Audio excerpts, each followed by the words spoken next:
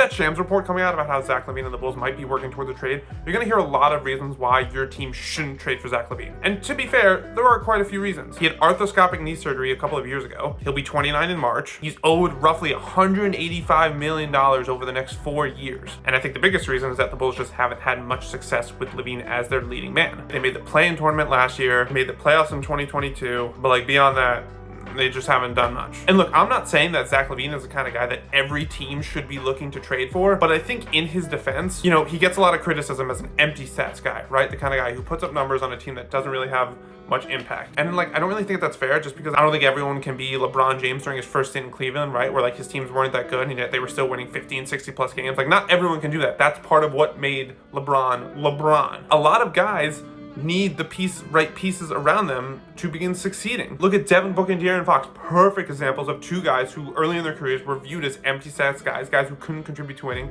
But then the second they got not just talent around them, but the right talent around them, Devin Booker gets to the finals, De'Aaron Fox makes the All-Star team, helps break Sacramento's playoff drought. LaVine has had talent around him. DeMar DeRozan, All-Star. Nikola Vucevic, former All-Star. Alex Caruso. But like, is it the right pieces around him? I would say no. And I think you would also make the argument that, and again, I don't think this is like a diss on Zach LaVine, he might not be capable of being the best guy on a team. He's being miscast in Chicago as that leading man, where in reality, he might be more comfortable as a number 2 or number 3 guy. In fact, ironically enough, Kristaps Porzingis actually just came out either today or yesterday and said how like he thinks he's better off as like a 3 or 4 compared to, you know, the 1 or 2 he's played for most of his career in New York, in Dallas, or in Washington. And a lot of people might give him crap for that, talking about how, oh, he doesn't have that mentality, he doesn't think he could be that guy. Like, a lot of it is just self-awareness of like, I'm much better off, my skill set is much better off lower down in the pecking order, playing off of guys.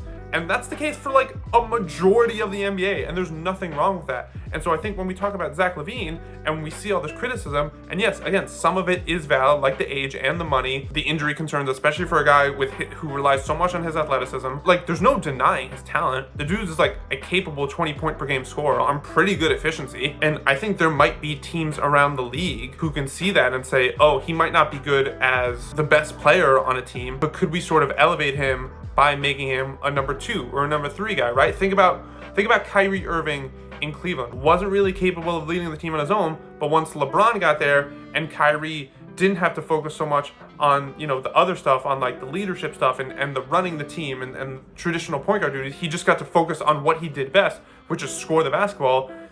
It was the best stretch of his career, without a doubt. And so I think you can make that same argument for Zach LaVine, where it's like, yeah, he's come up short in certain ways, but you could also make the argument that he just hasn't found the right role. And it wouldn't surprise me to see a team on the cut, sort of like knocking on the door of that next stage, like a Sacramento, like an Indiana, Miami, Orlando, all those teams in the thumbnail photo, that, hey, if we put him in the right role, this could be something that could work. And I sort of hope the right team takes that risk, because I always hesitate to call someone empty stats, because I just don't think it's fair. I don't think it's fair to the argument in favor of context and circumstance. And so I hope if and when the Bulls eventually trade LaVine, he lands in that right spot where, again, maybe he averages fewer points, maybe he doesn't make as many All-Star games, like maybe he's not as notable of a name, but the fit just makes more sense and he can actually contribute to winning, which I don't know if he can or can't, but I just don't think he's been put in the position to really show whether or not that's the case. And so until that situation comes, I'm going to hold off on the verdict, because I think his talent deserves that benefit of the doubt until proven otherwise.